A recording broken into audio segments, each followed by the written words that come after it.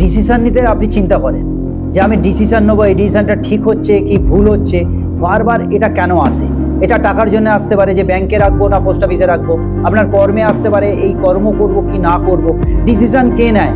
Decision আপনাকে নিতে গেলে সম্পূর্ণরূপে সেখানে ক্যারেক্টার এই ডিসিশনকে সম্পূর্ণরূপে নেগেটিভ বা পজিটিভ করতে পারে মার্কারি। যদি আপনার ধরুন টাকা থেকে শুরু করে একদম দ্বাদশ ঘর পর্যন্ত সাবলট যে ঘরের সঙ্গে যুক্ত, ধরে নিন এক্সাম্পল কর্মের সঙ্গে যুক্ত, কর্মের যদি সাবলট যদি বুধ থাকে তাহলে আপনার ডিসিশন নিতে ভুল হতে পারে, ঠিক হতে পারে। সেটা 11 বুধ যদি সাবলট 11th কানেকশন হয় তাহলে দশমের সঙ্গে কানেকশন হলে তাহলে আপনাকে বুঝে নিতে হবে আমি ডিসিশন ঠিক নিচ্ছি। আর বুধ যদি অষ্টম ঘরে কানেকশন হয়ে গেল তাহলে দেখবেন বারবার ডিসিশন নিচ্ছেন, ডিসিশন ঠিক হচ্ছে না, বারবার ফেলিয়ার হচ্ছে। এই জন্য আপনি ডিসিশন নেবার আগে আপনি আগে দেখে নিন যে আপনার ওই ঘরের মার্কারি সাবলটে আছে কিনা।